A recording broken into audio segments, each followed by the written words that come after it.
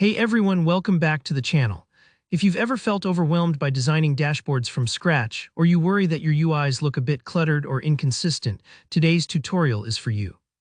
I'm going to walk you through exactly how to create a clean and scalable dashboard UI in Figma, using proven templates and tools.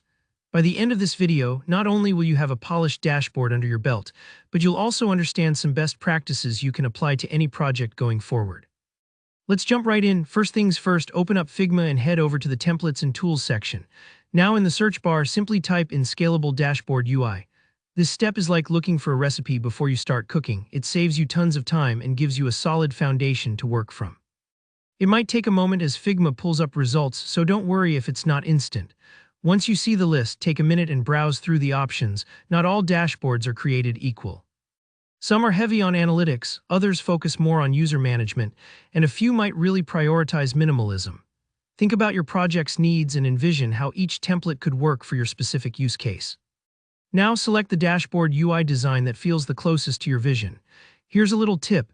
Even if a template isn't perfect, as long as the structure and layout are strong, you'll be able to tweak the details. After you've found your favorite, click to open it in Figma. The beauty here is that Figma handles all the heavy lifting. It imports all the layers, components, and assets right into your workspace, ready for you to make it your own. Next, it's time to customize. This is where your creativity really gets to shine. Start by adjusting the colors, swapping out fonts, or rearranging components to fit your brand or the functionality you have in mind. Think of the template as the skeleton and your customizations as the heart and soul. If you're working with a team or for a client, you can use their branding guidelines to ensure everything aligns perfectly. Don't be afraid to experiment. Maybe try different button styles, tweak the spacing, or add new widgets. The goal is to make the template feel less like something you grabbed off the shelf and more like something you crafted intentionally for your users. Once you're happy with how your dashboard looks and functions, it's time to put it to use. Simply copy the elements you've customized and paste them directly into your main project file. This massively speeds up your workflow, and the best part, if you ever need to update or scale the dashboard later, you'll have a reliable, organized design system to work from. If something doesn't look quite right after pasting, don't stress.